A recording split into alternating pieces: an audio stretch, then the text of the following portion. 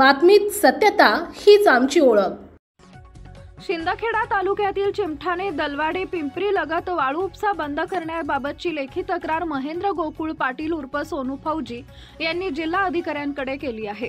तक्रार अर्जात नमूद केलाय की चिमठाणे इथं बुराई नदी पात्रात अवैध वाळू उपसा दिवस रात्र सुरू असून याबाबत धुळे जिल्हाधिकारी तसेच आयुक्त यांना लेखी तक्रार केली होती, तरीही अद्याप कुठल्या प्रकारची कार्यवाही करण्यात आली नसल्याचं आढळून आलंय।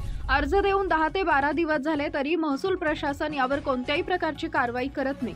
तसेच यावर्षी पाऊस कमी पडल्यामुळे पाणी टंचाई निर्माण होण्याची शक्यता नाकारता येत नाही, म्हणून चिमठाणे इथं नदीच्या पात्रात रात्री दिवसभर सर्रास वाळू उपसा सुरू असून याकडे आपण दुर्लक्ष देऊन सर्व अवैध वाळू उपसा थांबवण्यासाठी प्रयत्न करावेत।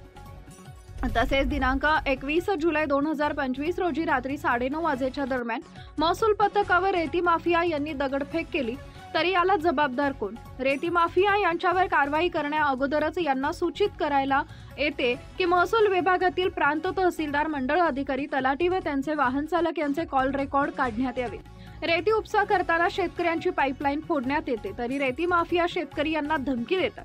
वारंवार तहसीलदार, आमदार यांना तक्रारी करून सुद्धा कारवाई होत नाही, याला जबाबदार कोण? तसंच मंडळ अधिकारी पंचनामे करतात, त्या पंचनाम्यावर किती कारवाया केल्यात?